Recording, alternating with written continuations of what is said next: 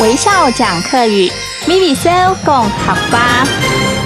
Hello， 大家好，大家好，我是徐微欣赏。欣赏是什么？还记得吗？就是老师。又到了我们微笑讲客语，咪咪笑讲客家的时间喽。一天忙完之后呢，许巍老师最喜欢的就是来冲个澡，洗去一天的烦恼跟疲劳，好棒好棒哦。那么洗澡的客家话叫做洗身体的意思，洗身。洗身，噜啦啦噜啦啦，洗身就是把身体洗干净哦。通常会到澡堂，也就是浴室去洗澡。那客家话的澡堂呢，叫做洗身房，洗身房。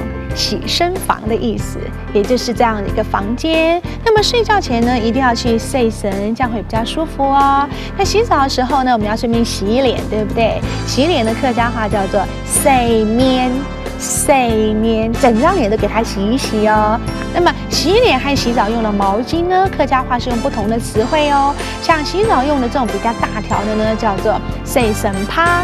洗身帕就是比较大条的那种，那么洗脸的呢，就是所谓的小小条的，有人说是手帕啦，那个就是面帕，面帕又不一样哦。好，再来讲到面帕呢，我想到高雄美浓地区呢有一种面帕板，板呢还记得吗？就是那种板，面帕板。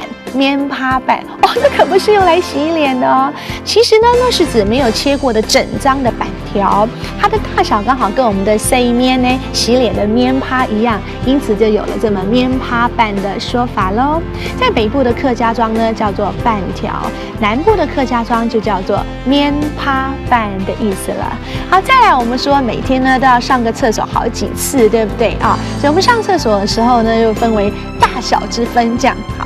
比方说大号呢，我们就要去呕屎哈。如果正在吃饭的话，不好意思了，跟我念一次来。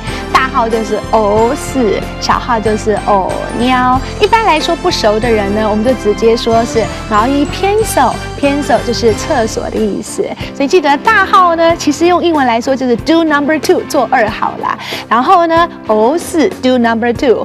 呕尿呢 ，do number 1， 1号。OK， 我是徐薇老师，不要忘了每天都要呕屎呕尿哦。好，我是徐薇，安子 say 咯，再见喽。